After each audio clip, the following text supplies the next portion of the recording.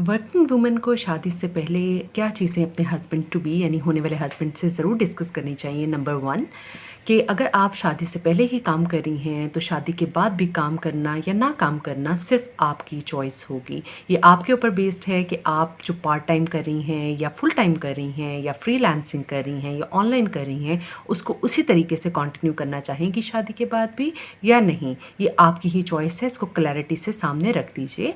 Number second is कि अगर आप कमा रही हैं और शादी के बाद भी कमाने को जो है वो कंटिन्यू रखती हैं, करती रहती हैं, तो क्या आप घर के बिल्स के अंदर, घर की यूटिलिटीज़ के अंदर, घर की चीज़ों के अंदर कंट्रीब्यूट करना चाहेंगी या नहीं करना चाहेंगी? अगर करना चाहेंगी तो किस हद तक कंट्रीब्यूट करना चाहेंगी? हाफ हाफ बेसिस के ऊपर, 50-50% के ऊपर, या किस बेसिस के ऊपर? और अगर आप घर में कंट्रीब्यूट कर रही हैं फाइनेंशियली, तो घर के जो काम हैं, जो डेली वॉशिंग है या जो भी खाना पकाना या दूसरे चोर्स हैं, क्या उसके अंदर भी आपके हस्बैंड कंट्रीब्यूट करेंगे या वो भी आपकी ज़िम्मेदारी होगी?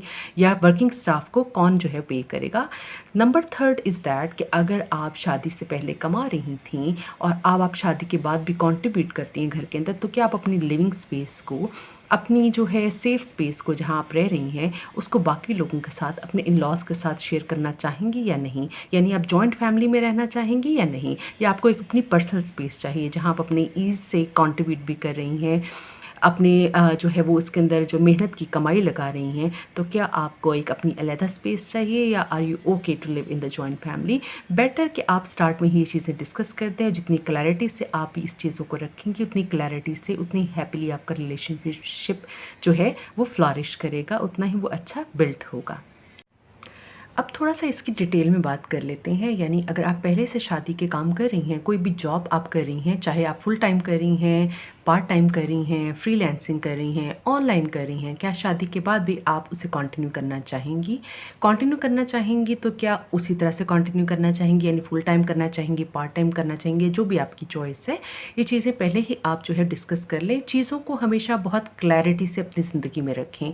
ख़ास तौर पे एक नए रिश्ते की शुरुआत में मुझे पता है बहुत हेजिटेशन होती है, बहुत शाय फ़ील करते हैं ये सब चीज़ें डिस्कस करने से पहले। आप कहते हैं ये बात तो अंडरस्टूड है, ये तो एथिकली ही जो है वो सामने वाला बंदा सोच लेगा, लेकिन ऐसा नहीं होता। सामने वाला बंदा शायद उन एथिक्स को फॉलो ना करे जिसको आप अपने ज़हन में इम्पॉर्टेंट जानती हैं, या आप जो क्लैरिटी अपने ज़हन में रखती हैं वो उस क्लैरिटी से सोचते हैं या नहीं।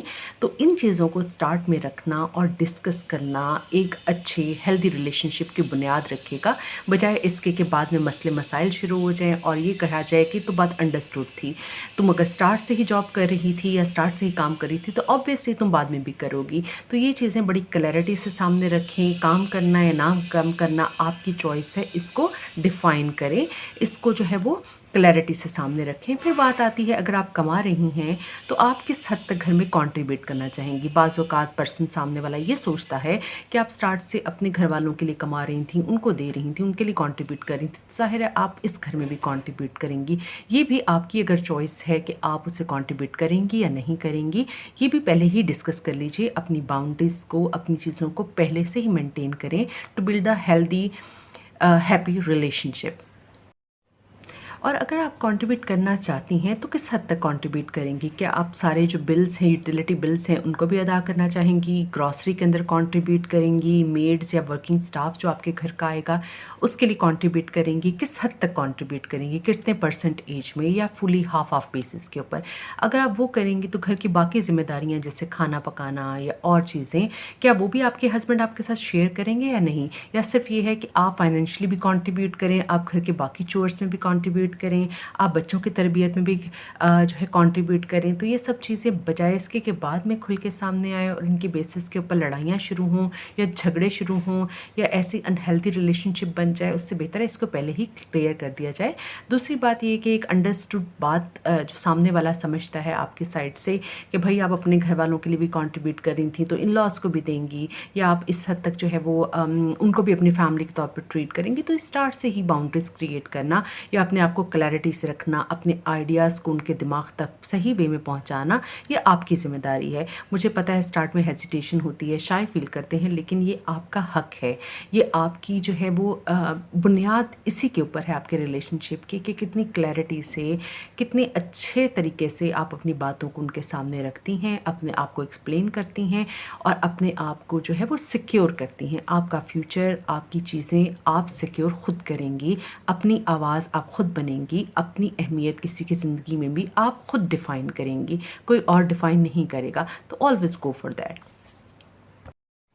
और फिर अगर आप कंट्रीब्यूट कर रही हैं, ये डिसाइड हो गया कि ठीक है आप कंट्रीब्यूट करेंगी, तो क्या आप अपने घर को भी, अपनी लिविंग स्पेस को भी, अपनी प्राइवेसी को कॉम्प्रोमाइज़ करते हुए, अपनी हैप्पीनेस को कॉम्प्रोमाइज़ करते हुए, शायद आपकी हैप्पीनेस भी इसमें शामिल हो कि आप इसे अपने इन-लॉज़ के साथ शेयर करना चाहेंगी या नहीं, या आपको अपनी प्राइवेट स्पेस चाहिए, आपको अपना मेंटल जो है उसके ज़रिए से पीस चाहिए, आपको आपको जो है वो अपनी रिलेशनशिप को जो अच्छे से बिल्ड करने के लिए एक अपनी सेफ स्पेस चाहिए। तो ये चीज़ें भी स्टार्ट में ही आप डिस्कस कर लीजिए कि क्या आप जो है वो ऐसे माहौल में रहना चाहेंगी। बाज़ औक़ात बहुत सारे इस तरह के लोगों से मैंने सुना है कि स्टार्ट में तो अलहदा रहते थे, बाद में आहिस्ता-आहिस्ता करके बाकी लोग भी मूव होने लग गए क्योंकि घर बड़ा था और हम अफ़ोर्ड नहीं करते या व्हाटएवर।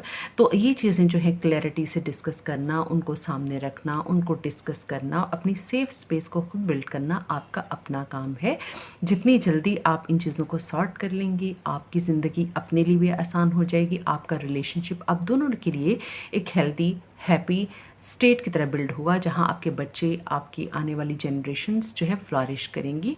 तो बेहतर है कि आप इसमें क्लैरिटी के साथ एक अच्छी बुनियाद पे अच्छे तरीके से चीज़ें डिस्कस करके सामने रखें और उनको ऐसे ही फॉलो रखें। ये एक जो है मुआहिदा होता है 2 लोगों के दरमियान कि आप किस तरह की लाइफ़ चाहते हैं अपने लिए। तो बेहतर है कि आपकी जो डिसएग्रीमेंट्स हैं उन्हें शुरू से ही आप सॉर्ट करें और आगे जाके अपनी मेंटल हेल्थ को बेहतर बनाएँ। इससे आपकी फ़िज़िकल हेल्थ भी बेहतर रहेगी और आप खुद भी जो है वो इसको ईज़िली, हैप्पीली एन्जॉय कर सकेंगे।